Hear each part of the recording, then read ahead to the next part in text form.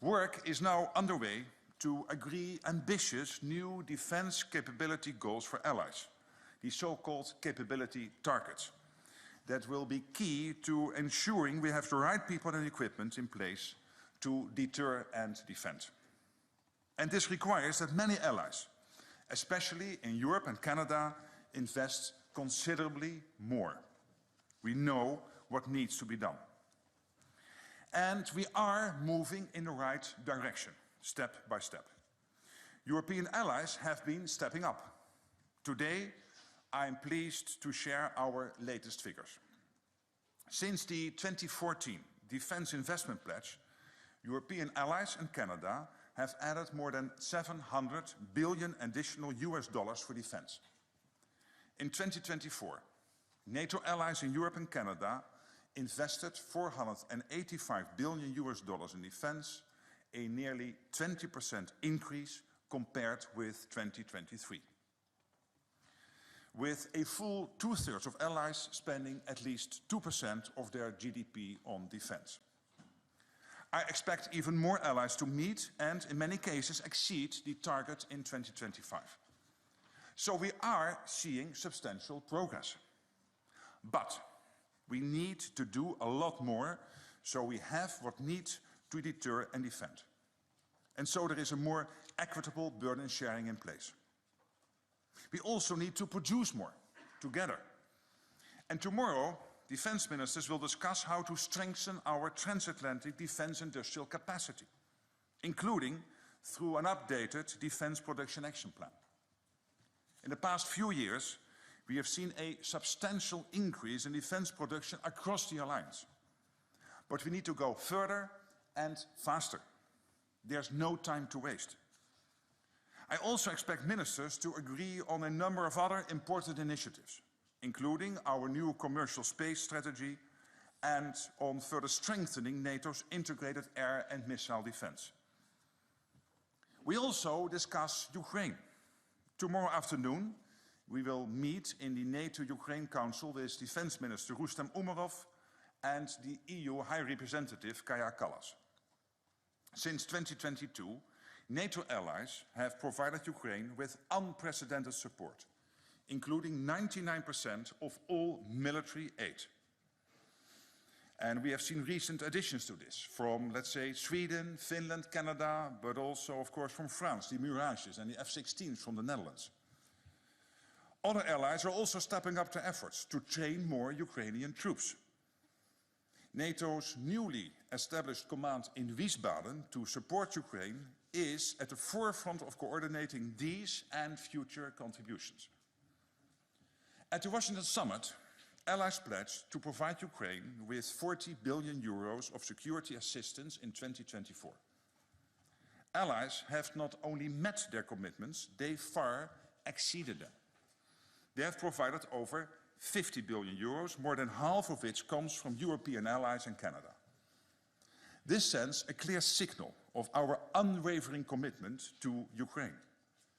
It also takes a big step in the direction of what President Trump has called for. I agree with him that we must equalize security assistance to Ukraine. But to really change the trajectory of the conflict, we need to do even more. The stronger Ukraine is on the battlefield, the stronger they will be at the negotiating table, the greater the chances of getting a good deal for lasting peace. And that is what we all want for Ukraine, for our shared security, and for our global stability. Finally, we will address Russia's ongoing campaign of destabilizing actions against NATO allies. We see acts of sabotage, assassination, dangerous jamming of civilian airlines, and attacks on critical infrastructure, including undersea infrastructure. And NATO is responding, including through Baltic Sentry in the Baltic Sea and with increased vigilance across the board. With that, I'm ready to take your questions. All right, we'll start with CNN. Good afternoon. Oh, microphone. Class Sebastian from CNN. How do you interpret the comments that we heard from President Trump on Monday that Ukraine may someday be Russian. Do you take it seriously? And even if you don't, how worried are you that this makes Western commitment to Ukraine appear fragile in Moscow's eyes and could undermine future security guarantees? We are intensely coordinating with President Trump's team at all levels, and these are very good conversations. This week we have many senior American officials visiting Europe, here at NATO, but also, of course, in Munich at the security conference. There is a convergence of views that we have to make sure, one, that Ukraine gets in the best possible position to start talks. Two, to make sure that whatever comes out of those talks, and when that will happen, that we have to be sure collectively and assure collectively that what comes out of it is durable. So no repeat of what we had with the Minsk agreement in 2014. All right, Reuters. Secretary General Andrew Gray from Reuters, you said that the assistance needs to be equalised, assistance to Ukraine between the United States and other allies, but you've just given figures that show the majority of that aid comes from other allies, not from the United States. So how much of a rebalancing does there actually need to be? And secondly, on the same theme, you said in Davos that if the Trump administration is willing to continue supplying American weapons, Europe will pick up the bill. How many European leaders have agreed to do that, and have they told you where the money will come from?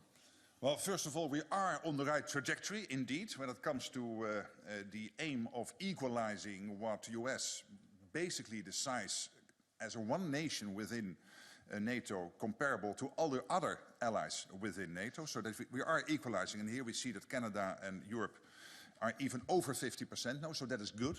But we have to maintain that trajectory. That's crucial, and I completely concur with President Trump and his team that this is the only sensible way forward. Then, of course, to the question of future support for Ukraine, no doubt there will be a debate, I expect, between allies who is going to pay for it, where it comes from, etc. But there is also a large agreement between all allies that we have to make sure that Ukraine has what it needs in terms of training, in terms of military equipment, to make sure that whenever peace talks start, they can do that from a position of strength. All right, Sky News.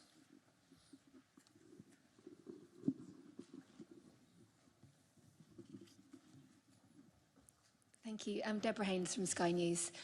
Donald Trump has repeatedly called on European NATO allies to spend more on defence, and he's also made clear that his priorities for security are facing up to the threat posed by China and defending America's own borders. How confident are you, therefore, that America would come to Europe's aid if European NATO allies came under attack, and could European allies alone defend themselves? I think my reaction needs to have two elements. First of all, on the defense spending.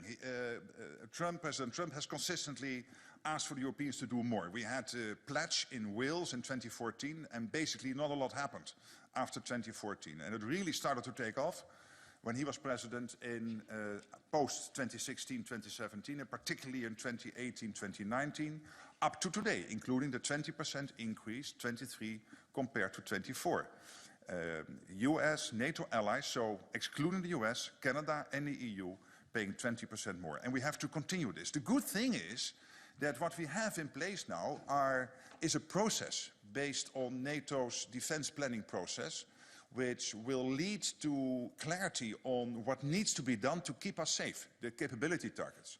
From there we will see where the gaps are. We know already that they probably will be in the area of missile defense, air missile defense, in the area of logistics, military mobility, long-range weapons, but also to increase the strength of our armies. Yes, the Navy and of course our Air Force, but particularly when it comes to our armies, we'll have to do more, including making sure that they can fight prolonged wars and that they will be more heavily armed, including with tanks. And all this costs money.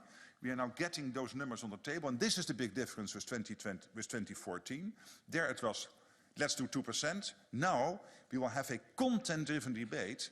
How do we fill the gap between where we are and where we have to be? And I I expect this to be north of 3%, I said before, but I'm not committing to a number now because we are still at the early stage in exactly coming to the details. And then on Europe and the rest of the world, I think when we discuss this with our American colleagues within NATO, there is a clear joint assessment that what happens in Ukraine or what happens in Europe, and particularly now in Ukraine, is not only Russia, Ukraine, or Russia, Europe.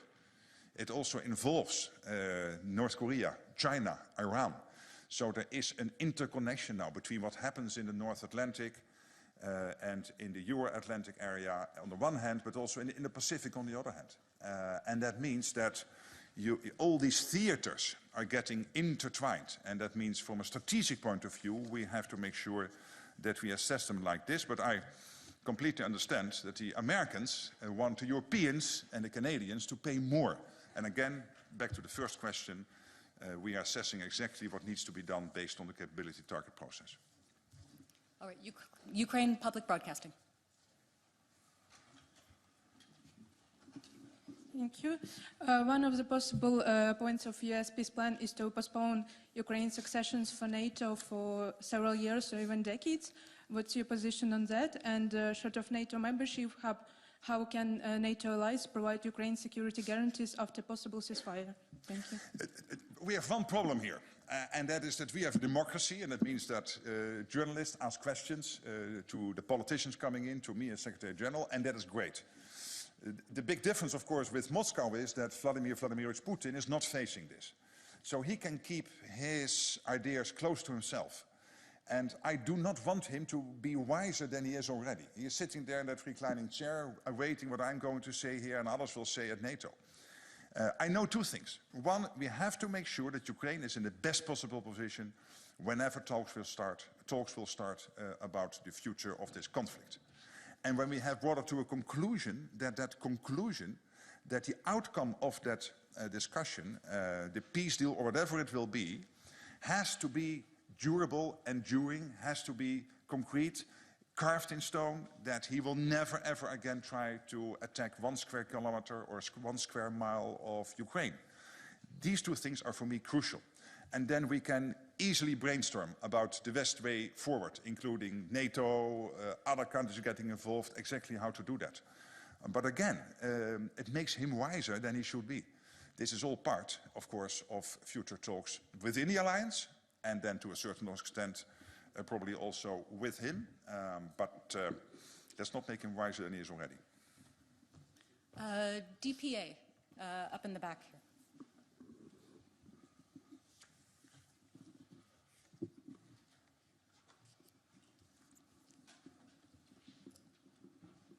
Thank you. Ansgar Hase, German press agency, DPA. Secretary General, according to new calculations, Russia spent more on the military and armament last year than all European allies combined. Do you consider these calculations credible? And if so, how do you assess these findings? Thank you. Well, I mean, we can always go through the numbers and then probably hint at 1 or 2 points where they are not correct or overcorrect or whatever. But let's look at the bigger picture here. And the bigger picture is that Russia at this moment is spending 40% of its state budget on defense, is spending almost 10% of its national income on defense. And of course you have to have the purchasing power figured in those numbers. I understand that that has been done. So for me, it is also confirmation of the fact of what I tried to say in my speech in December, that yes, we are safe now. Our deterrence and defense is strong at this moment.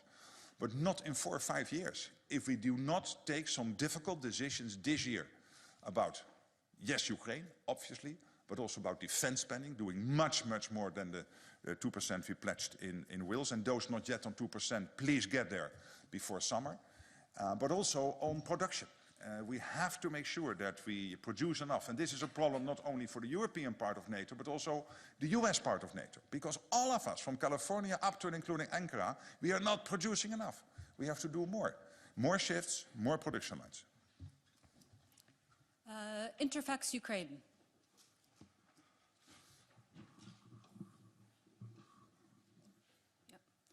Thank you, Secretary General. Good afternoon. Goedemiddag. Goedemiddag. Okay. Irina Somber, news agency Interfax, Ukraine. Question regarding today Ramштайн group. What is your expectation? What kind of outcome can be from this meeting? Will it die? Will it survive? And if it will survive, what kind of role can play NATO in this? Well, clearly you need both, because what the Ramштайн format, the UDCG, is doing is making sure that allies and other countries outside NATO commit to make sure that Ukraine has what it needs in terms of particularly support with concrete material to fight the war against Russia. And I already mentioned some of the big announcements the last couple of 2 weeks from Canada, Sweden, the Netherlands and France. And no doubt, I hope today, but also the coming days, you will see new announcements coming out. So you need that format, and then you need to set you to make sure that you organize all the aid being delivered into Ukraine in the best possible way, that it has maximum use for you guys in Ukraine to fight the war. Plus, of course, making sure that the training takes place, because what you need is the defense gear to defend yourself, the tanks and the anti-ballistic missiles, the air defense systems and everything you need to defend yourselves and to fight the war, but also the training. And that is what NSETU is organizing. So we need those two. So I think there's a future for both. All right. Echo Radio. Here in the front in the center.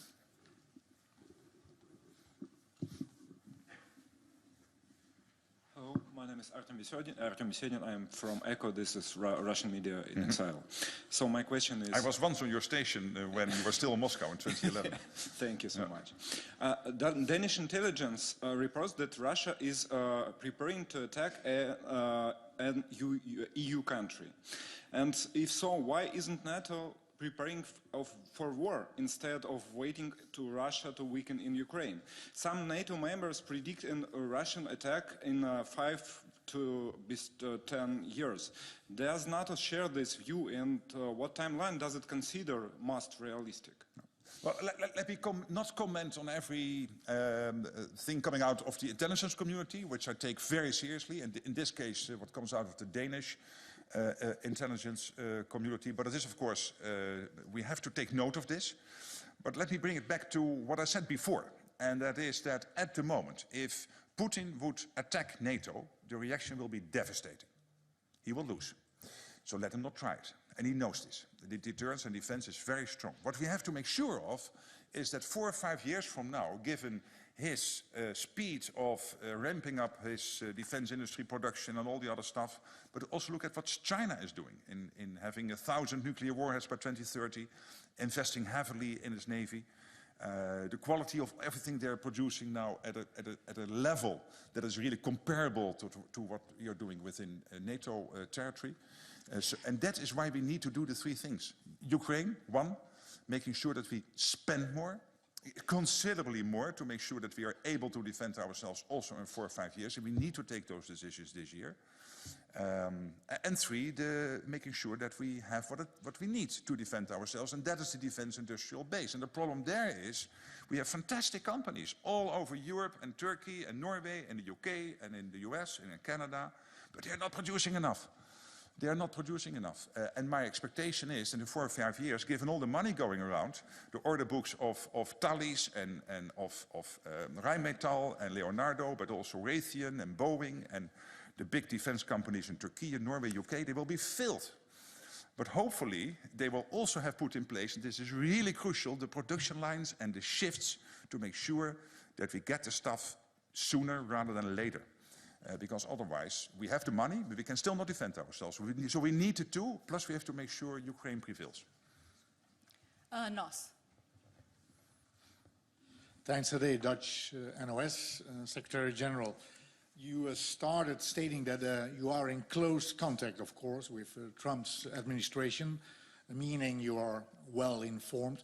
What then do you consider as a very unexpected, even bad news Pit Hegset might come up with, and will you be surprised for these kind of prepared for these surprises? Well, what the US is consistently doing, and this was Trump in his first term, it is again the present administration doing, is telling the European Canadian side of NATO, hey guys, you have to spend more.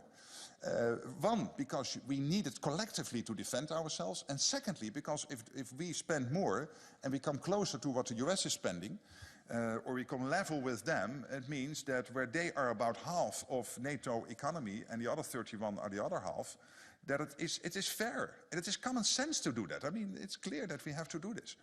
And then, of course, on defense production, we have a collective problem, not just Europe and Canada, but including the US, because they're also not producing enough. And by the way, we spend 4 times more in the US than they spend in Europe. So financially, it's also a good deal for the US, but okay, that's not for me to comment on, but I would think, hey, this is also financially very helpful. So we need the Americans to also ramp up defense production on their side, and they will get a lot of money out of that, as France, Germany and Italy and Turkey, Norway and the UK will get a lot of money out of it, because we need all these defense companies to do this. And then on Ukraine, we need to make sure that they get in the best possible place whenever talks will start. And this is what we are discussing together, also assessing the fact that these so-called theaters, the Euro-Atlantic and the Indo-Pacific, are more and more intertwined, because we know that North Korea, China are part of this, and a bad deal on Ukraine will be watched by Xi Jinping and the other senior leaders in Beijing, and it might give them some ideas on some of their strategic goals they want to pursue in the region. All right. TVR Moldova. Thank you. Vadim Keptanaru, Republic of Moldova, Secretary General. In an extremely important year, election year for the Republic of Moldova, Russia is diversifying and perfecting its arsenal of hybrid war in our country. So how far could Putin go, and what can stop him? And by the way, half an hour ago, another Russian drone fell down on our territory again. Thank you. Well, first of all, maybe we should stop calling it hybrid, because hybrid sounds cuddly, nice, lovely. It is not. It is really state-sponsored sabotage, and in some cases even state-sponsored terrorism. And at least it is destabilizing, trying to destabilize Moldova and the rest of Europe, Canada and the US. And as I said in my short introduction, this includes assassination attempts, jamming airplanes, what you're experiencing in Moldova, but also attacks on the National Health Service in the UK, and there are many examples. And this is why I'm so glad that as NATO, where we used to assess what was happening, we are now much more active in reacting to it together with our allies. Take Baltic Sentry. We brought together that whole activity thanks to General Cavoli under his responsibilities. We brought it together with allies in just 10 days. So the NATO system is able to do this fast. And we need to react to these type of so-called cyber attacks, these destabilizing activities much faster. And we will do that because we are not at war. We are not at peace either, as I said before, and this is one of the examples. Kosovo TV. Thank you. I'm Ahmed Krasniqi from Dugajini Television in Kosovo. Secretary General, can you comment on the recent elections in Kosovo and on the implication for the future relations between NATO and Kosovo? Thank you. And of course, we follow what is happening in Kosovo keenly in Pristina, but of course this is a democratic process.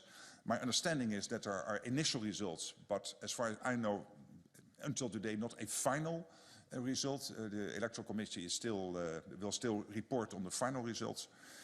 And based on the initial results, it seems that there will be a coalition government. And of course, we will make sure that we will work with whoever is leading the country.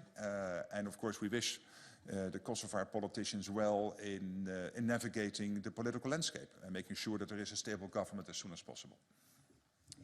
All right. Radio Free Europe.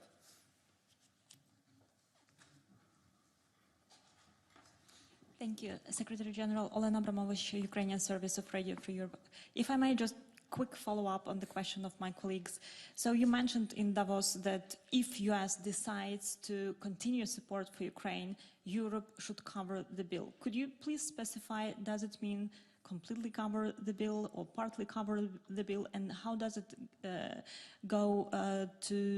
how do you go into ramp up the production inside and also spend much more money on American weapons for Ukraine? Thank you.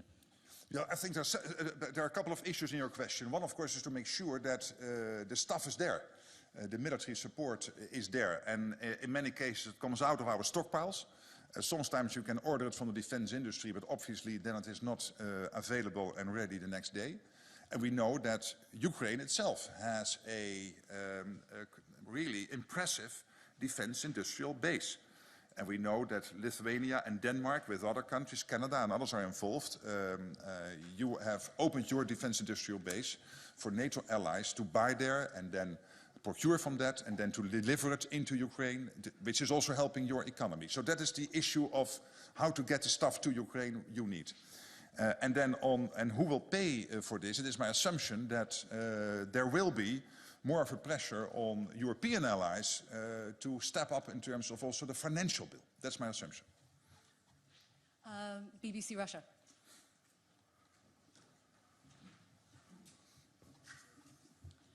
Hi, my name is Elizaveta Fok from the BBC Russian service. Thank you for this opportunity. I wanted to ask you that given recent reports that communications between Moscow and Washington, specifically regarding the war in Ukraine, have significantly intensified, do you believe that NATO as an institution should maybe initiate a direct dialogue with Russia on the matter? What is the level of communication right now? And additionally, is there a risk, you think, that such close engagement between White House and Moscow, and we're seeing some mixed messages coming out of this conversation, can marginalize other NATO allies in discussions concerning Ukraine and European security? Thank you. Yeah, well, when there are contacts between the US and Russia, NATO is more than 50% US. So in that sense, this alliance, the one ally is over 50% in terms of its economic power of this alliance. So in that sense, I'm not worried if there are contacts because we are all collectively involved within this alliance. But as I said before, I'm not going to speculate about whatever talks are ongoing and who should do what. We really have to keep the eye on the ball. And the eye on the ball means that we have to know the two goals we have. One is to make sure that we change the trajectory, what is happening in Ukraine, and make sure that they are in the best possible position whenever talks will start. But we also have to make sure that whenever they are concluded, that the outcome is there to stay. Will not be challenged by Putin half a year or 2 years later, like what happened with Crimea. Rustav V2. I changed my work. I'm Euroscope now, but from Georgia. Of course, NATO is a military organization, but in the same time, political organization based on common values. In this case, how do you see, what's your estimation about recent developments in aspirant country, Georgia? I want to now stress on my colleague Mzia Marlobeli's case. She's on a hunger strike, more than 1 month in a jail. And finally, also, how do you see future and recent cooperation between NATO and Georgia militarily? Thank you. I have already commented before on the outcome of the Georgian elections and also on our wish, of course, for Georgia to stay on a path towards NATO, towards the European Union, in line with our values of democracy and the rule of law and human rights. But I think I should refrain from doing that every time again, because I did already. And obviously we are closely following what's happening in Georgia with some worry. You can be assured. All right. Frankfurter Allgemeine Zeitung. Thanks a lot. Thomas Gutschka, Frankfurter Allgemeine Zeitung. Secretary General, 2 questions, please. The first one, this morning, the new US Secretary of Defense, Pit Hegset, said on X when he entered, or after he entered the building, that NATO needs to become stronger and more lethal. How do you read this more lethal part? What would it imply in practice? And the second question, you mentioned yourself that this threshold north of 3% that you've given in the European Parliament a few weeks ago. What would be a realistic time frame for reaching a new defense investment pledge? And what is the reactions, the feedback you have received from allies so far on this? Well, first on lethal, he is totally right. NATO has to be a lethal organization, otherwise we cannot keep the deterrence going. And that's crucial. And as we discussed before, we have seen the rearmament of Russia and the threat that is posing. Yeah? Your colleague was just asking that question from Echo News Agency. Unfortunately now in exile. So it is crucial that Russia's rearmament is met by us, and that our mindset has to be that we are willing to protect every inch of NATO territory. And we will, not only now, and this is my plea, not only now but also in the future. And this comes to your second question. That means that if we would stick to the 2%, we cannot defend ourselves in 4 or 5 years. We have to spend more, and not because I want some new target, but because when you look at what we are doing now, allies have asked us to do this. We do this together with allies, assessing the gaps we have between where we are and where we should be to defend ourselves in 4 or 5 years. They are simply too big, those gaps, to be filled by 2%. You will end up considerably north of 3, is my assumption at the moment. We'll see later exactly what that number should be, and of course including the timeline. I'm not going to speculate now about the timeline, but again, I would say rather sooner than later, and it has to be a credible timeline, so no repeat of what we did in 2014, committing to 2% and then nothing happened for the first couple of years. That's simply unacceptable, and not because only President Trump is asking us to do this, but because we have to defend ourselves. 1 billion people, to keep them safe. That's why we need to do that. And obviously, when I discuss this with political leaders, there's always the emotion and the ratio. So rationally, they see the argument. But at the same time, of course, when you're a politician, you have to make your choices in scarcity. And that means that you have to take decisions at the national level to make sure that the money is there, which is not always easy, but still, it needs to be done. And I think the large majority of political leaders understand that. All right, we have time for one more question. Anadolu.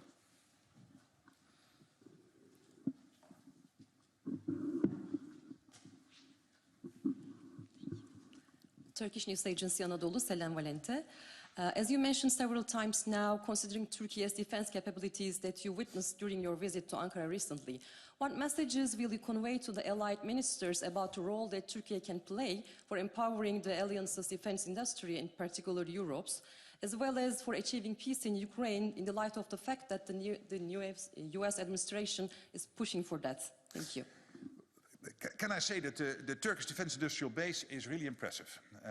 There are a couple of hundred organizations working on the innovation side. There are a couple of thousand companies involved, part of the secretariat, the Turkish secretariat for the defense industry. I met in Ankara, but he also visited me here.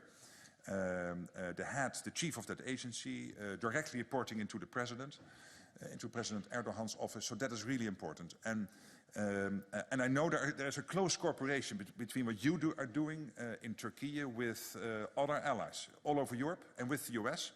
And you are really supplying some of the most important parts and sometimes end products in terms of what the Turkish industry is producing. And we can only ask you to do more. Whatever you can do in Turkey to ramp it up, to do more, to have even more shifts and more production lines. My prediction is in 4 or 5 years you will see them all filled to max capacity because the money is there. And the same goes for Naval and Thales in France, and for Leonardo in Italy, and for Rheinmetall in Germany, and for all the MBAE in the UK, and all the other proud defense industry companies in Europe, and Raytheon and Boeing and Lockheed Martin and all the other companies in the US. We really have to do that. So let's not discuss too much what we need to do in terms of stimulating that defense industry. No, tell them the money is there, produce, and make sure that we stay safe here. Thank you. All right, thank you everyone. We'll see you tomorrow afternoon after the ministerial. Till then.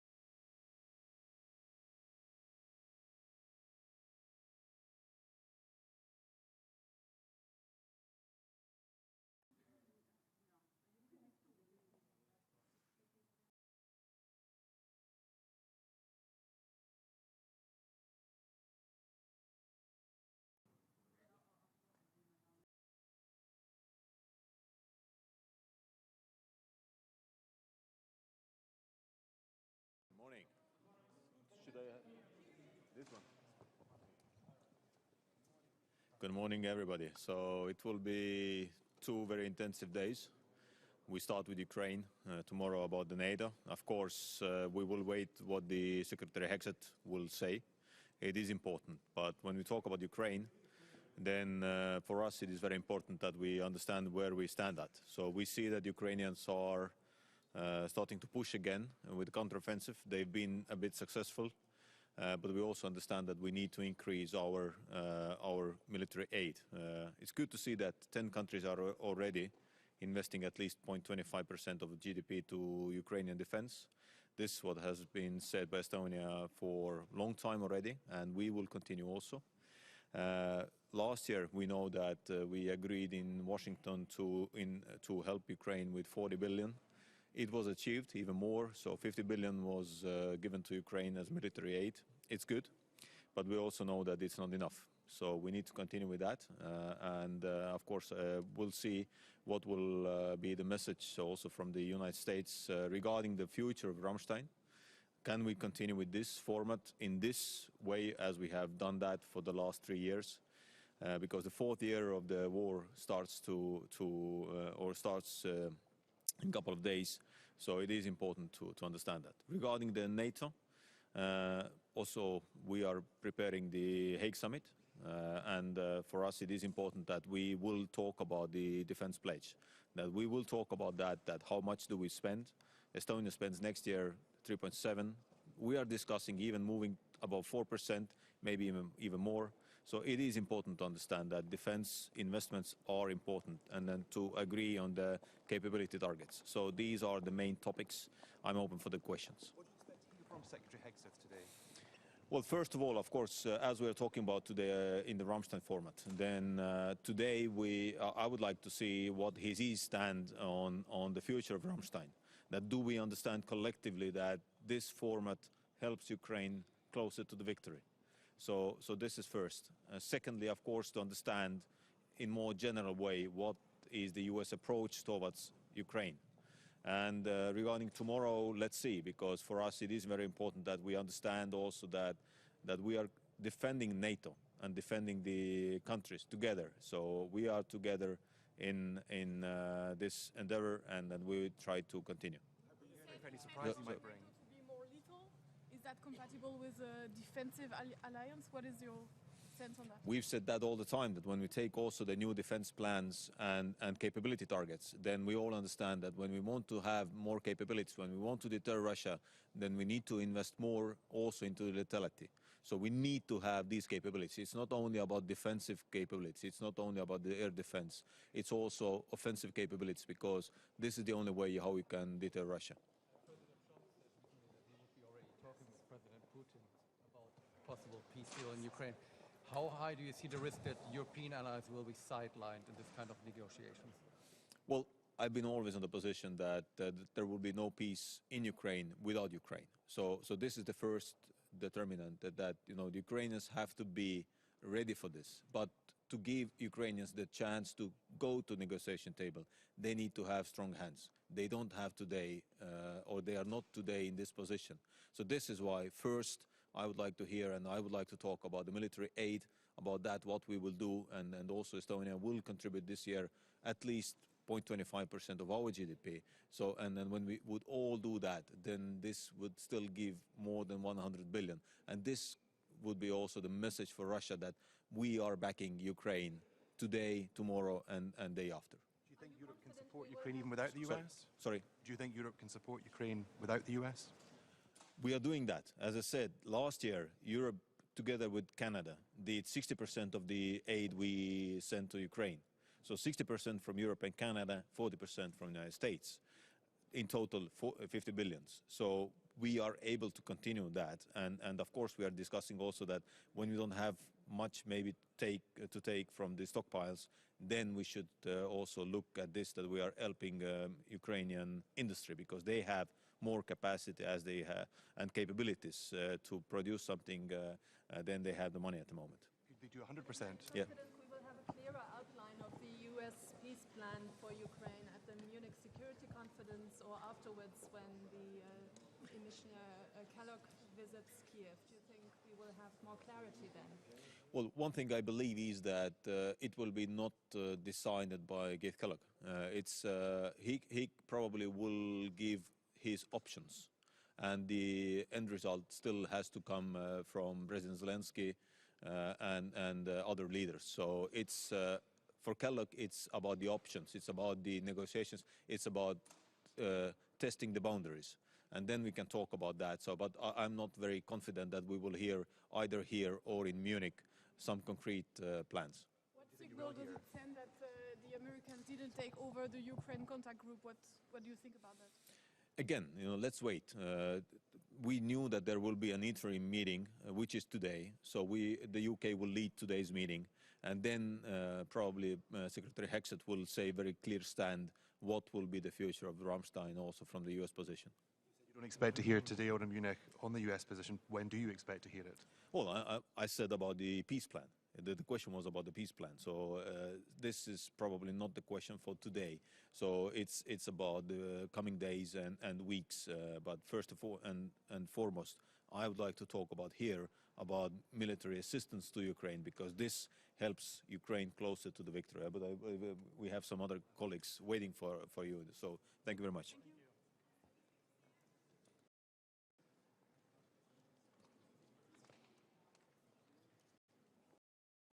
Ja, schönen guten Morgen, meine Damen und Herren. Ich freue mich, Sie zu sehen. Heute das nächste Treffen der Ukraine-Kontaktgruppe unter neuen Vorzeichen mit einer neuen US-Administration.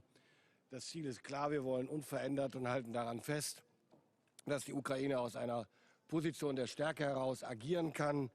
Und erstmals wird heute auch unser neuer US-Kollege dabei sein, Pit Hegset.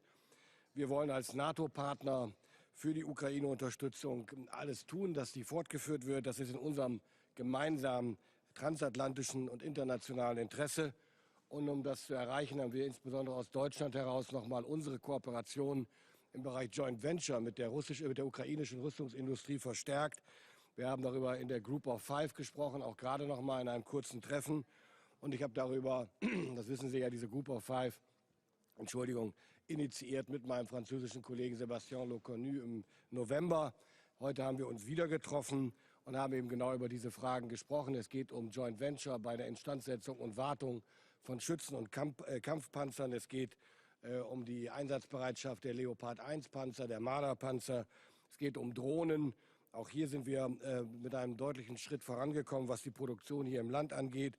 Und wir stärken damit, und das ist entscheidend für die Zeit, die vor uns liegt, die industrielle Basis der Rüstungsindustrie in der Ukraine.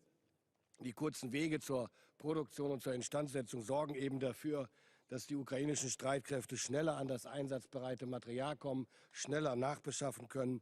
Und gleichzeitig, und das ist für beide Seiten von Bedeutung, fördern wir durch den Know-how-Transfer zwischen unserer und der ukrainischen Rüstungsindustrie das, was wir verbessern können an unserem System, auch jetzt schon zum Nutzen der Ukraine. Wir profitieren also wechselseitig. Zu all diesen Fragen und zu anderen habe ich mich eben auch eine Dreiviertelstunde ausgetauscht mit meinem Kollegen Pit Hegset. Wir wollen an der engen, verlässlichen transatlantischen Freundschaft und Partnerschaft festhalten. Wir haben uns über einige Dinge ausgetauscht, auch was die NATO-Fragen und die Ukraine angeht. Denn wir beide wissen und andere natürlich auch, das ist ein wichtiges Jahr für die Ukraine in diesem furchtbaren Krieg, in dem sie sich erwehren müssen. Insgesamt ein sehr freundliches, ein sehr offenes Gespräch. Ich freue mich auf die Zusammenarbeit. Steht eigentlich im Raum. Ist das für Deutschland machbar? Das 5%-Ziel steht nicht im Raum. Es gibt eine Forderung des amerikanischen Präsidenten. Es müssen 5% sein. Die Amerikaner sind selbst noch sehr, sehr weit davon entfernt. Alle sind sich darüber einig. Das ist mein Eindruck. Es geht vor allen Dingen darum, die NATO-Fähigkeitsziele zu erfüllen, die in diesem Sommer festgelegt werden, einmütig. Die müssen dann in der vorgegebenen Zeit und in der Menge erfüllt werden. Das ist Aufgabe jedes NATO-Mitgliedslandes und damit auch von Deutschland. Dass wir über deutlich mehr als 2% reden, ist nicht neu. Ob wir jetzt 3% oder 3,5% sagen, spielt fast schon keine Rolle.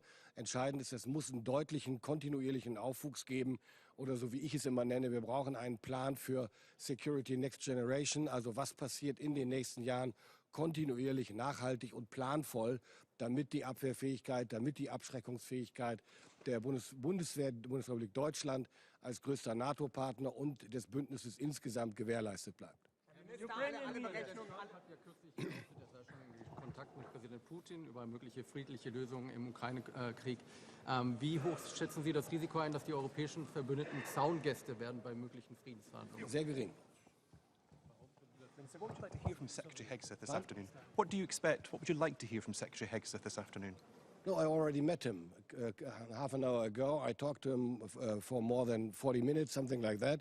It was a very frank and honest and friendly talk we had, and we discussed among our delegations and afterwards among the two of us what we expect in the months and years to come. What are the obligations we have to face, and what is the future of our cooperation? It was a very, very fruitful talk. Minister, what do you think? Alle Berechnungen zeigen, dass wenn Deutschland die Fähigkeitsziele der NATO erreichen will, die momentan im Gespräch sind, dass dann deutlich mehr als 3% der Wirtschaftsleistung für Verteidigung ausgegeben werden müssten. Ist man sich dessen in der Bundesregierung wirklich bewusst, und ab wann können aus Ihrer Sicht 3% ausgegeben werden? Also meine Position war immer sehr klar. Es muss das für Verteidigung und Abschreckung ausgegeben werden, was notwendig ist, weil ohne Sicherheit alle anderen Politikbereiche deutlich, wie soll ich sagen, zurückstehen. Wenn wir nicht in Sicherheit leben können, und dazu gehört, abschreckungs- und verteidigungsfähig zu sein, dann geht uns eine Menge verloren. Dieses muss uns auch entsprechend Geld und Aufwand wert sein. Und wir werden sehen, wie schnell sich das nach der Bundestagswahl dann rüttelt. Aber klar muss sein, wir müssen uns ehrlich machen an dieser Stelle. Es wird nicht mit 2 oder 2,5% funktionieren. Entscheidend ist, und ich kann das nur wiederholen, ob es dann 3,5% sind, um die NATO-Fähigkeitsziele zu erreichen, ist eine Sache. Entscheidend ist, selbst das wird nicht in einem Jahr reichen, sondern es muss kontinuierlich so sein, dass die Beschaffungsprojekte, die nun mal in vielen Bereichen über mehrere Jahre laufen, abgebildet werden können und gewissermaßen unabhängig gemacht werden können davon, was ansonsten jeweils politisch diskutiert wird. Wie soll das aus Ihrer Sicht finanziert werden? Das ist ja völlig eindeutig. Also wer sich den Haushalt anguckt, wer sich anguckt, die Zahlen, über die wir reden, nehmen wir mal 3%, dann reden wir, wenn wir 3% als Ausgangspunkt nehmen, dann bei 3% reden wir nach heutigem BIP von rund 120 Milliarden Euro pro Jahr. Das sind ungefähr 65 bis 68 Milliarden Euro mehr, als heute im Haushalt stehen, ohne ein Sondervermögen. Und darüber müssen wir uns im Klaren sein, dass ein solcher Betrag nicht, wie soll ich sagen, herausgeschnitten werden kann aus einem Gesamtetat. Bundeshaushalt 480 Milliarden Euro muss jedem klar sein. Deswegen schon seit langer Zeit mein Appell, meine Forderung, wenn Sie so wollen: Verteidigung und Sicherheit muss ausgeklammert werden aus der Schuldenbremse, weil wir uns sonst im Klein-Klein der Diskussion über die Ausgaben in verschiedenen Politikfeldern verlieren und dann am Ende soziale Sicherheit, Bildung und anderes ausgespielt werden gegen Sicherheit nach außen, und das darf nicht passieren. On Syria, President Emmanuel Macron said, we want to make sure the Kurds are safe and the Kurds they have the right. And because the Kurd fighters, before they fight against Daesh right now with the ally, do you think he's right? As you know, I went to Iraq and Kurdistan last year, and I'm absolutely clear and committed to our engagement in that region together with the US, and I hope that we will find a solution to prolong our engagement together with the US and other partners in the region, because this is crucial for security, especially now after the changes in Syria. Könnten Sie bitte nochmals deutlicher ausführen, warum Sie glauben, dass die Europäer bei den Friedensverhandlungen eine Rolle spielen würden? Weil alle wissen, welche Rolle Europa spielt, auch bei einer Friedenssicherung. Hat heute eine schnellere und tödlichere Allianz verlangt. Eine tödlichere? Ja, more lethal, hat er gesagt. Wie deuten Sie das? Passt das zur Verteidigungsallianz NATO aus Ihrer Sicht? Naja, ich muss mir jetzt nicht den Sprachgebrauch meiner Kollegen zu eigen machen, aber klar ist, das Prinzip von Abschreckung heißt, ich muss in der Lage sein, als Deutschland, als Bundeswehr im Verbund mit den NATO-Partnern einen Krieg zu führen, der uns aufgezwungen wird. Und dann geht es genau um diese Fragestellung. Wir müssen schnell aufwuchsfähig sein, wir müssen die richtige Ausstattung haben und wir müssen in der Lage sein, das zu tun, was in einem Krieg dann nötig ist. Okay? Europäische Schulden für Verteidigung aus Ihrer persönlichen Sicht? Also wir haben europäische Verträge, die sehr klar regeln, dass Verteidigung Sache der Nationalstaaten ist. Und daran wird sich nach meiner Einschätzung auch auf Sicht nichts ändern. Worüber man sicherlich nachdenken kann, sind Bürgschaften der Europäischen Zentralbank. Aber das ist nicht meine Entscheidung, nicht mein Politikfeld. Aber klar muss sein, dass wir alle gemeinsam und jeder für sich in Europa, in der NATO, seine Aufgaben für Verteidigung erfüllen muss. How do you see the possibilities for cooperation between, like, in NATO, with US? I'm absolutely optimistic. We'll find solutions and answers to all questions we face. Both of us know that the NATO alliance, the transatlantic partnership, has been a guarantee for security and peace in the Western world and beyond.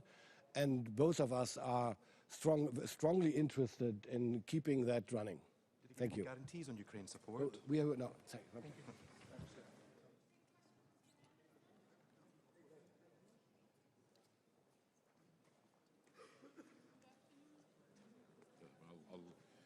I'll speak in Greek. Συνεδριάζει σήμερα το Συμβούλιο Υπουργών του ΝΑΤΟ με θέμα την Ουκρανία. Είναι το πρώτο συμβούλιο στο οποίο παρίσταται ο νέος Αμερικανός Υπουργός, ο Πιτ Χегσετ. Είναι πολύ ενδιαφέρον να ακούσουμε τις θέσεις του, όμως θα ήθελα να παρατηρήσω ότι δεν θα προεδρεύσει σήμερα ο Αμερικανός Υπουργός, αντίθετα θα προεδρεύσει ο Άγγλος Υπουργός, ο Τζον Χίλι. Επαναλαμβάνω, έχει μεγάλη σημασία να δούμε τις θέσεις της νέας κυβέρνησης των ΗΠΑ στο θέμα της Ουκρανίας. Από εκεί και πέρα θέλω να θυμίσω κάτι άλλο που έχει να κάνει με τις νατοικές ασκήσεις. Το ΝΑΤΟ είναι πάντοτε μια συμμαχία αξιών και όλες οι ασκήσεις σχεδιάζονται με απόλυτο σεβασμό στην κυριαρχία και τα κυριαρχικά δικαιώματα όλων των χωρών μελών.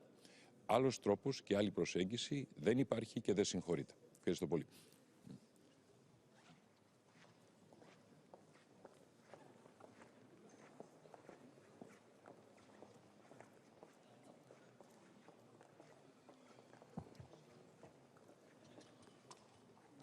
Hello everyone.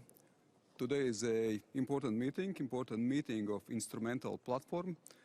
Рамштайн format is very imperative to continue supporting Ukraine.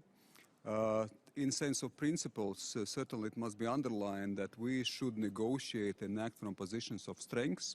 So if we speak about any peace, so it means that peace through strength, but it's also, of course, about the practical steps. So practical steps forward in terms of financial support, in terms of military support, in terms of strategic support to Ukraine. Latvia has contributed last year more than 0.25% from our GDP militarily supporting Ukraine. And also now we continue with that support, at least 0.25% also this year. We being top 3 countries supporting Ukraine. Now we come with new donations. We will announce about a donation of 42 armed personnel carriers, which is a battalion size donation. We continue co-leading the drone coalition, as well as there are additional commitments to support with financial support, but also with specific numbers of drones this year, and of course continuous importance of training for Ukrainian soldiers. So once more, in principle, peace through strength, but with very practical steps now coming this year as well. What do you wish from the new US administration in regards to NATO politics? Well, we must be united. We are a community of like-minded. We realize what is a common threat. I think there is an understanding of this common threat. So the threat assessment is always important to base our policies and already practically implement them. Of course, I expect also that new administration has already underlined the importance of military spending, that we supporting Ukraine, also in donating, investing in our own defense and deterrence absolutely is crucial. Again, I can underline Latvia this year invests almost 5%, 3.45. Next year will be already closer to 4%. We believe that investment in our defense and our deterrence is absolutely crucial. So I think we do our homework, but of course we invite also other members of the transatlantic community to do the same. So it is very important in these times, both supporting our own defenses, but at the same time supporting Ukraine as well. Can Europe support Ukraine without the US, though? I think that U.S. support is indispensable. It is crucial. Yes, Europeans have to do, we as Europeans have to do our homework. We have to, of course, invest as a fair burden sharing, both again in our own defenses and also supporting Ukraine. So we believe that this support, taking into account that there is common threat assessment, it will continue also from US side. So of course, from our side, the motivating encouragement will come that it is a common joint mission to support Ukraine, because at the very end it's about repercussions, implications for international global order, which benefits all like-minded community countries, including the United States. Thank you. Thank you very much. Thank you. Have a nice day. Bye-bye. Thank you. Yes, please.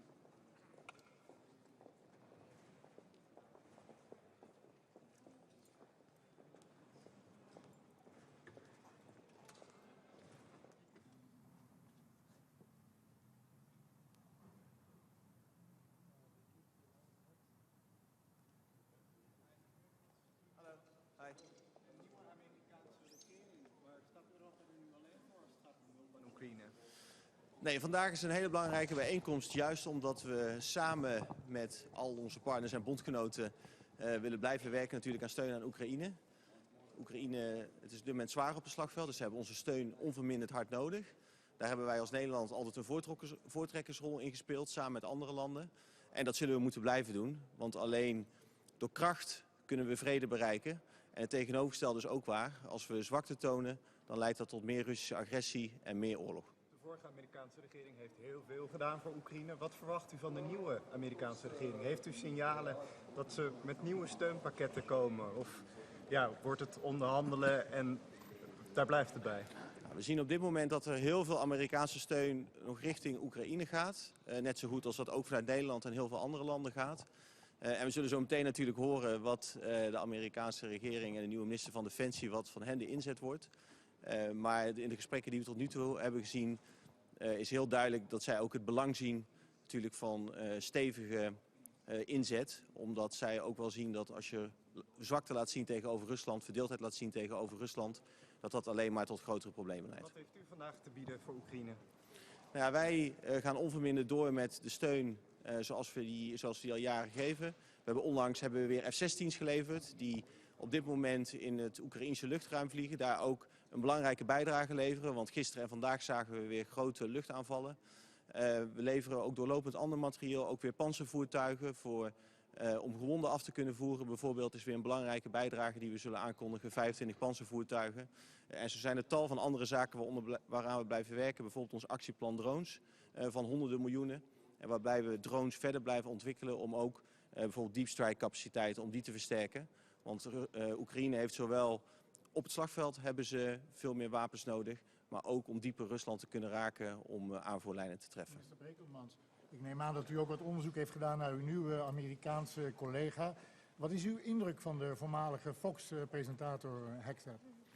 Nou, we hebben op dezelfde universiteit gestudeerd, dus dat schept sowieso een band. Nee, ik ken elkaar niet. We zijn elkaar net misgelopen. Toen hij afstudeerde, toen ging ik daar naartoe. Dus we zijn elkaar in die zin, hebben elkaar niet ontmoet. Maar ik heb gezien dat hij van plan is om het Amerikaanse leger te versterken. Dat hij dat ook van belangrijk vindt. Dat uiteindelijk is een krijgsmacht ervoor bedoeld om te kunnen vechten. En dat hij ook de defensieindustrie een belangrijke prioriteit vindt. En vooral dat laatste, dat is ook iets wat voor mij heel erg belangrijk is. Dus ik zie tal van mogelijkheden om goed te kunnen samenwerken. Wat was uw belangrijkste boodschap aan hem als u hem straks ontmoet? Nou, dat wij als Nederland een partner zijn waarop je kunt rekenen. Dat geldt zowel voor de steun aan Oekraïne natuurlijk, waarin we voorop lopen. En dat zal ik ook nader natuurlijk nog illustreren hoe wij dat doen. Bijvoorbeeld als het gaat om de F-16's, waarin we dat heel nauw met de Verenigde Staten samen doen.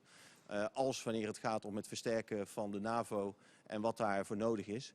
Bijvoorbeeld op de defensieindustrie. Wij kopen jaarlijks meer dan 1 miljard aan materieel kopen we in de Verenigde Staten. En dat is illustratief eigenlijk voor hoe hecht onze band is. En wat mij betreft is dat een relatie die we verder versterken en verder op voortbouwen. Kan u ook op Nederland rekenen om het defensiebudget op te schroeven naar 5%? Nou, we hebben natuurlijk gezegd dat 2% dat voor ons een absoluut minimum is. En dat wij dat als een minimum definiëren, zelfs straks in de wetgeving, dat is niet voor niks. Omdat we er altijd van uitgaan, wat is de dreiging die op ons afkomt? Wat is daarvoor nodig om ons tegen te beschermen? En dat we daar niet te veel risico's mee moeten nemen. Dus wij zijn bereid natuurlijk om te kijken naar ook hogere uitgaven dan die 2%. We hebben het niet voor niks als een minimum gedefinieerd. En we zullen zien hoe verschillende landen daarin staan. Hoe realistisch is zo'n openingsbod?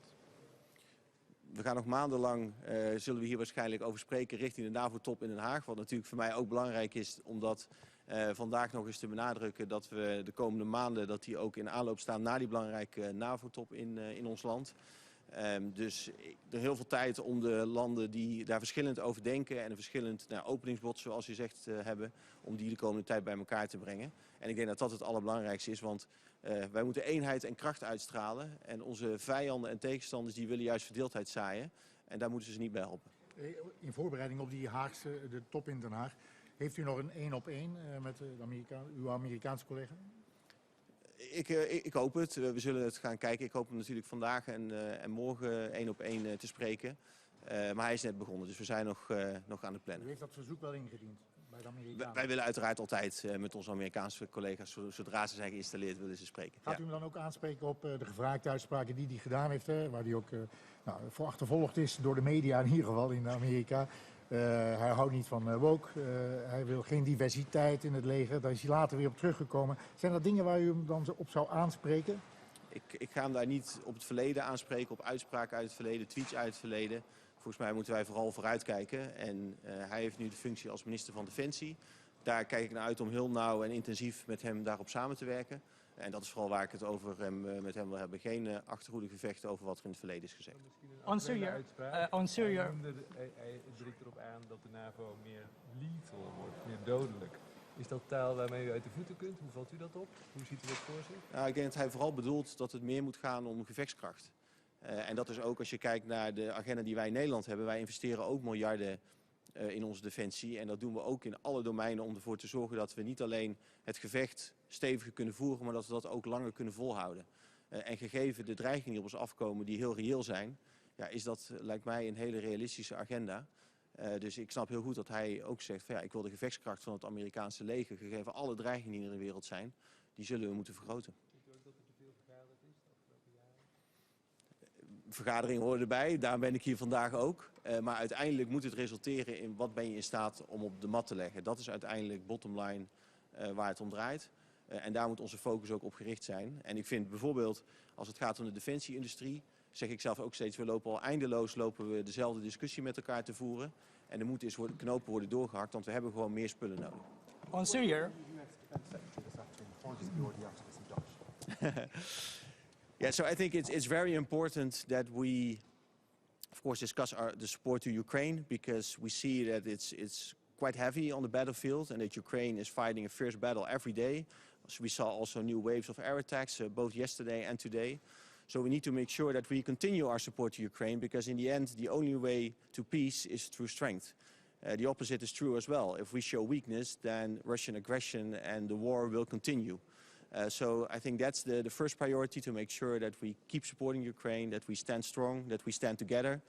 And we know that the United States, of course, is of fundamental importance for this. And I look forward to further cooperate in this respect. Can you support Ukraine without the US? New administration, and there is the new president. Emmanuel Macron, president of France, he said, we want to be sure the Kurds are safe and they have their right. And what message do you have for the President Ahmad Shara, new president of Syria? So I think it is important that there is stability, of course, in Syria and also in the wider region. I think we are now opening up new contacts with with al-Shara. Of course, some fundamental values are important to us, and if also he himself and also others, if they are willing to not violate those values, then of course it makes it easier for us to cooperate. But I think there are many interests that we share.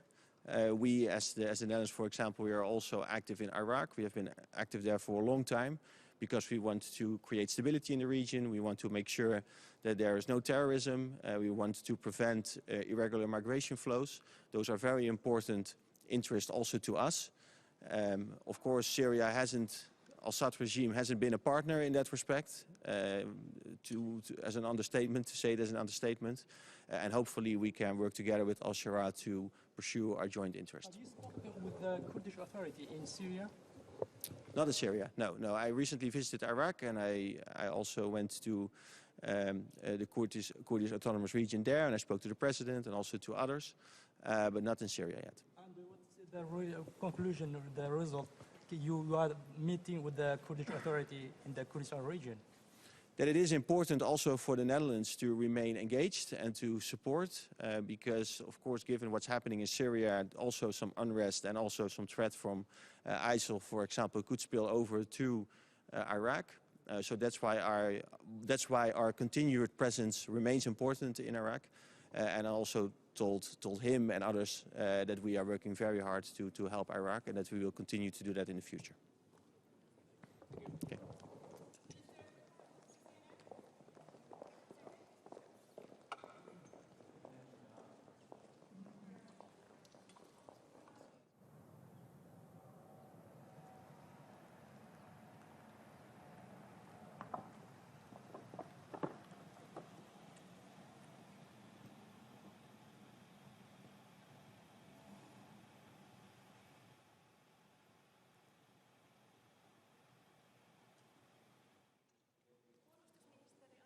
Hi, good afternoon, everyone. We're having an important meeting, Ukraine Assistant Group.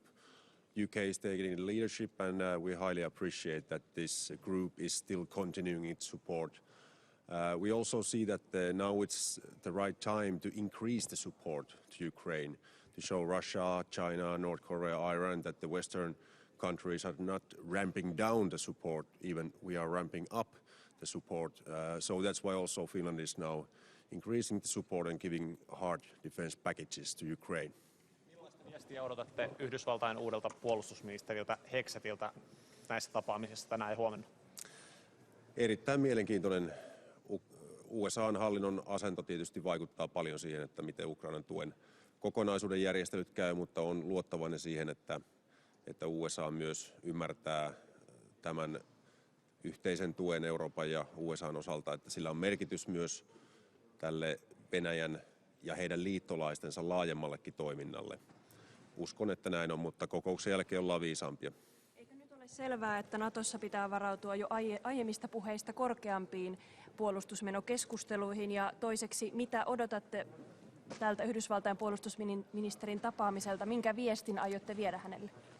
Meillä on huomenna tarkemmin sitten NATO-ministerikokouksessa tämä taakanjakokeskustelu, eli puolustusmenotasokeskustelu ja myös sitten keskustelu huomenna iltapäivän päätteeksi sitten USA:n puolustusministerin kanssa kahdenvälisesti. Ja sen jälkeen ollaan tietysti viisaampia sen asian osalta. Sen verran voi sanoa, että Ukrainan tuen kokonaisuus liittyy hyvin olennaisesti NATO-maiden puolustusmenotasoon jatkossa. Eli nämä kulkee käsi kädessä, koska molemmat nostaa Euroopan puolustusteollisuuden tasoa ja molemmissa käytetään käytössä puolustuksen resursseja. The new US Secretary of Defense this afternoon? Well, of course, we hope that the US is also supporting Ukraine in the longer term. And now we are seeing what is the point of view about that. We hope that they will continue the support. But still, European countries must do much more in supporting Ukraine. And the European Union is also in a key place now because the European industry must be ramped up faster than has happened. So, well, we are seeing at the meeting what is happening. Can you support Ukraine without the US? Well, of course, Europe has to take a bigger role, but we need US with us here in this supporting packages. But I'm quite optimistic that the United States is still continuing to support. How is the atmosphere among allies, knowing that you will meet the new US Secretary? And is it still a like-minded country, the USA? Well, of course, USA is still a like-minded country, and we are at the same alliance. But there has been several years this debate on who is paying on defense, and are we paying in Europe enough? So in Finland, we are using 2.4% of GDP, and we have almost 900,000 reservists, and we are taking really serious our own defense, and we are a security provider and inputting much more capabilities also into NATO. So that's why we are also saying the same messages that Europe must do more. And I hope that this message towards Pentagon and Trump government is also the main point, that we must do more. NATO ilman Yhdysvaltoja? Nyt tässä on ollut monenlaista keskustelua ja näyttää siltä, että yhteistyö on vähän rakoillut. Kuinka niin kuin olennaisen äärellä tässä ollaan? Totta kai USA:lla on keskeinen rooli Natossa, Naton uskottavuudelle, mutta edelleenkin pitäisi jäitä hatussa siinä, että samoin kuin Trumpin hallinnon ensimmäisellä kaudella, niin käytiin samaa keskustelua. Euroopan maiden pitää vielä nopeammin ja enemmän käyttää puolustukseen resursseja ja hankkia puolustuskykyjä, lisää joukkoja ja sitten kalustoa. Ja me ollaan oikealla raiteella Naton kehittämisessä. Huomisessa kokouksessa siitä tulee enemmän sitten, mutta mä luulen, että jokainen maa varmaan tajuaa Euroopassa nyt niin kuin asian vakavuuden. Et nyt ei ole aikaa enää niin kuin juhlapuheille, vaan pitää saada konkreettisia toimenpiteitä aikaiseksi. Kiitoksia. Thank you all.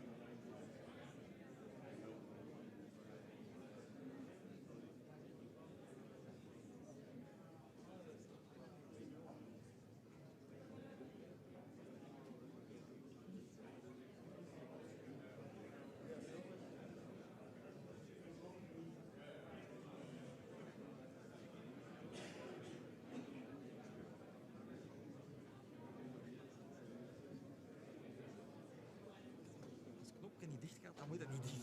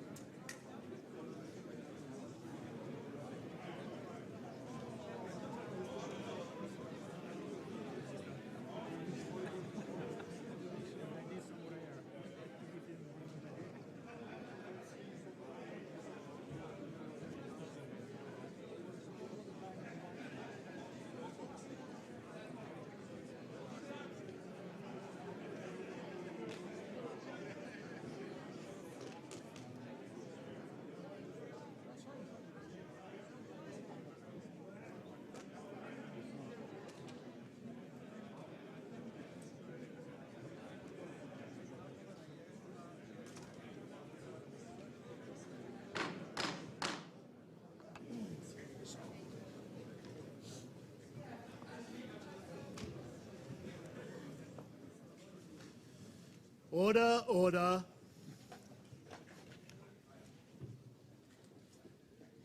Good afternoon to you all. Let me welcome you all to the 26th meeting of the Ukraine Defence Contact Group. 46 nations and partners in the room this afternoon at 1 week's notice. Thank you for being here. Thank you for making yourself available. A coalition stretching from the Indo-Pacific to South America. And it's a pleasure to be joined by Secretary Hegset, who confirmed to me this morning the US's continued commitment and involvement to the UDCG. Pete, we all wish you all success in your new job. Friends, we meet at a moment of great consequence. 2025 is the critical year for the war in Ukraine. Ukrainians continue to fight with huge courage, military and civilians alike. Their bravery, fused with our support, has proved a lethal combination. Putin believed he would win this war in 3 days. But now, nearly 3 years on, 850,000 Russians have been killed or wounded. But while Russia is weakened, it remains undeniably dangerous and is slowly taking ground. President Trump and President Zelensky have both spoken of their desire to achieve peace through strength. And it's the commitments here through this contact group that provide the strength to achieve that peace. And our job as defence ministers is to put into the hands of the Ukrainian war fighters what they need to fight and what they need to help force Putin to the negotiating table. At this crucial moment, we must step up further to strengthen Ukraine, to pressure Putin, to secure peace. And speaking as a European Defence Minister, we know our responsibilities. We are doing more of the heavy lifting, sharing more of the burden. Europe is stepping up with more defence spending and more support to Ukraine. For our part in the UK, we will spend £4.5 billion this year in military aid to support Ukraine, more than ever before. And by the end of March, both directly and working with our partners Latvia and other allies, we will have delivered over 10,000 drones in the last year alone. And today I've announced an extra £150 million in new firepower, tanks, artillery, air-to-air missiles, and new contracts for repairs to crucial kit in Ukraine. Ukraine's security matters to global security. This war was never just about the fate of one nation. China is watching. Iran and North Korea are watching.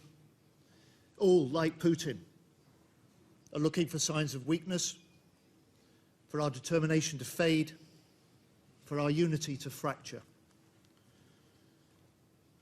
And when aggression goes unchecked on one continent, it emboldens regimes on other continents.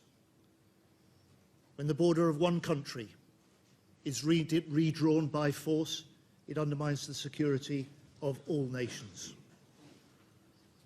So let us recognise this danger. Let us confront it with conviction and unity and secure peace through strength together. Now it gives me great pleasure to introduce the new US Defense Secretary, Secretary Hegset. Well, good afternoon, friends. Thank you, Secretary Healy, for your leadership, both in hosting and now leading the UDCG. This is my first Ukraine Defense Contact Group, and I'm honored to join all of you today. And I appreciate the opportunity to share President Trump's approach to the war in Ukraine. We are at, as you said, Mr. Secretary, a critical moment. As the war approaches its third anniversary, our message is clear. The bloodshed must stop, and this war must end. President Trump has been clear with the American people and with many of your leaders that stopping the fighting and reaching an enduring peace is a top priority. He intends to end this war by diplomacy and bringing both Russia and Ukraine to the table. And the U.S. Department of Defense will help achieve this goal. We will only end this devastating war and establish a durable peace by coupling allied strength with a realistic assessment of the battlefield. We want, like you, a sovereign and prosperous Ukraine.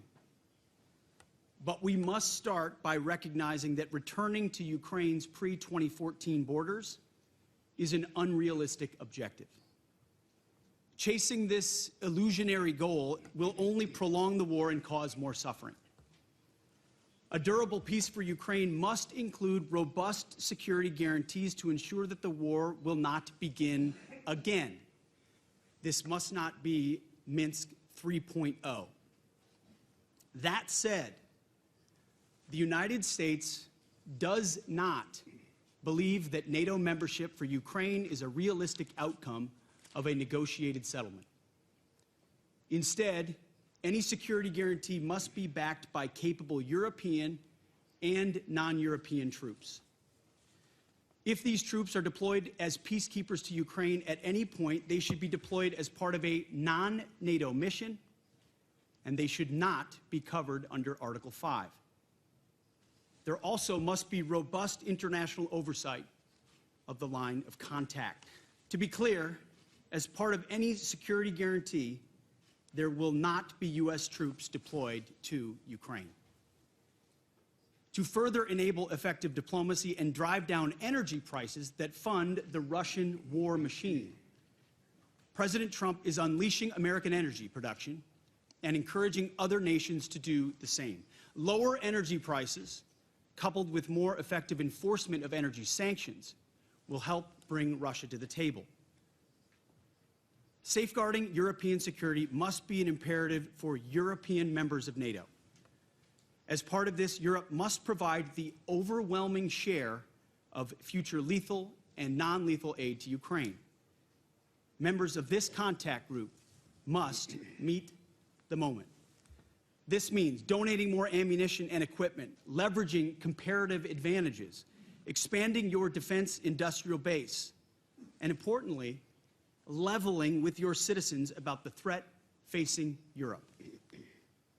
Part of this is speaking frankly with your people about how this threat can only be met by spending more on defense. 2% is not enough.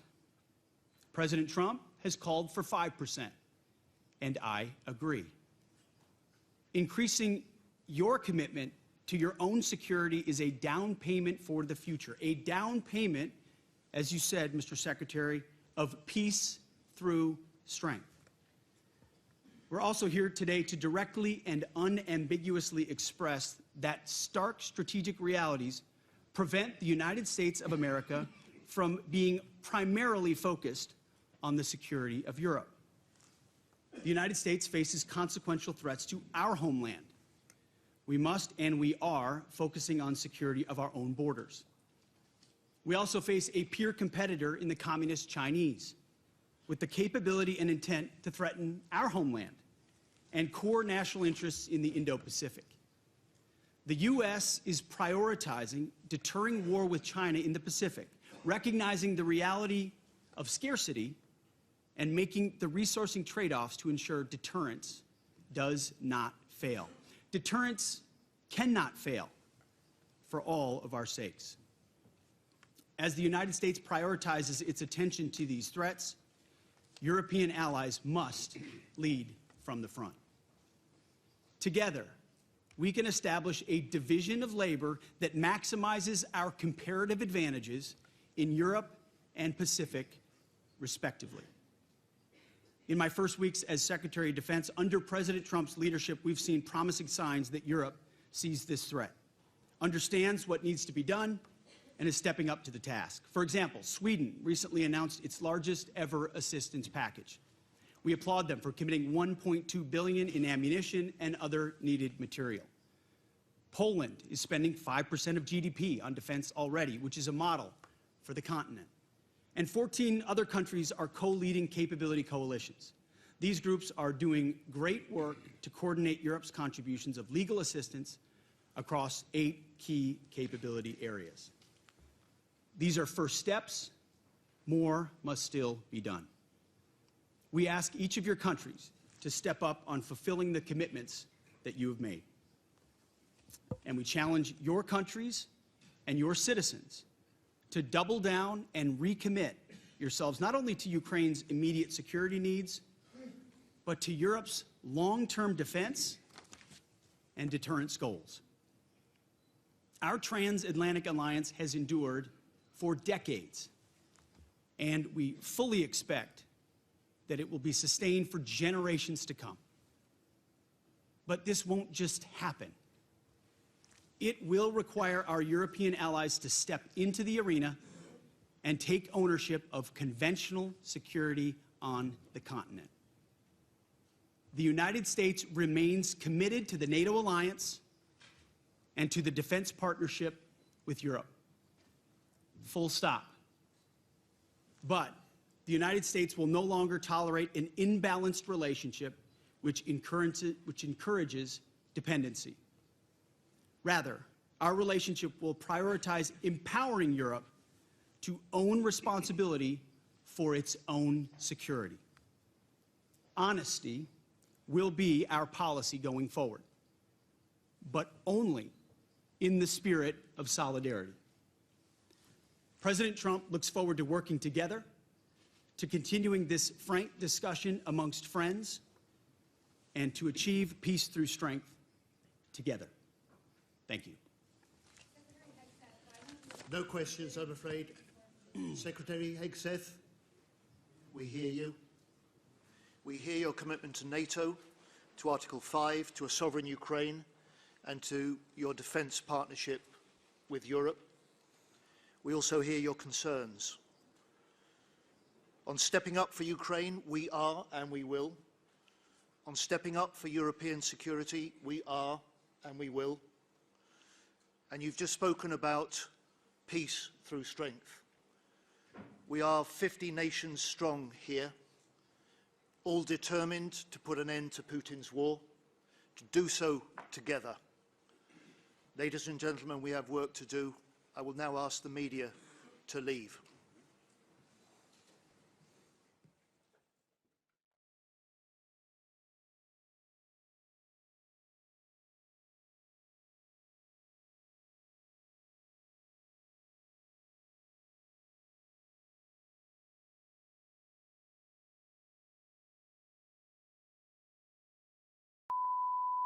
This is the primary audio circuit for the Reuters live service.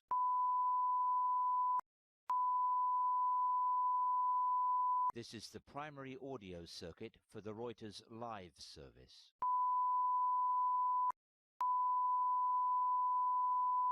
This is the primary audio circuit for the Reuters live service.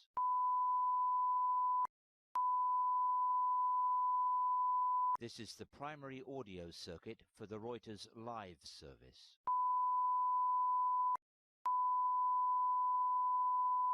This is the primary audio circuit for the Reuters live service.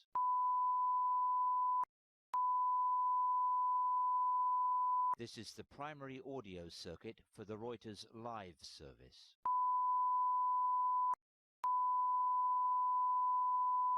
This is the primary audio circuit for the Reuters live service.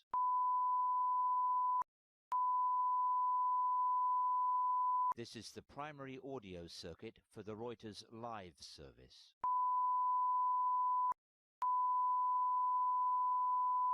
This is the primary audio circuit for the Reuters live service.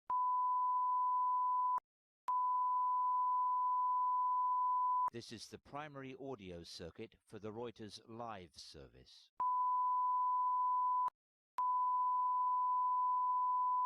This is the primary audio circuit for the Reuters live service.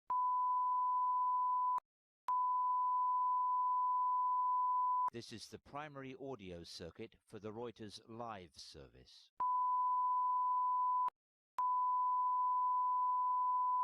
This is the primary audio circuit for the Reuters live service.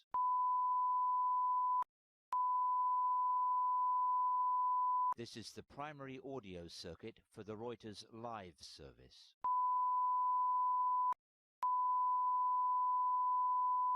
This is the primary audio circuit for the Reuters live service.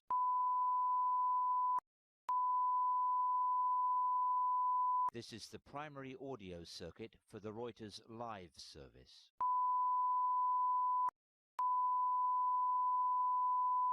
This is the primary audio circuit for the Reuters live service.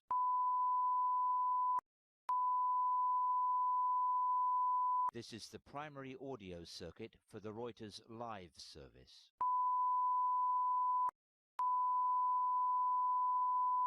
This is the primary audio circuit for the Reuters live service.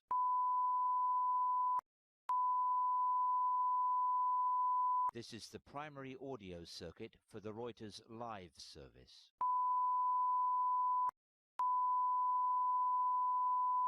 This is the primary audio circuit for the Reuters live service.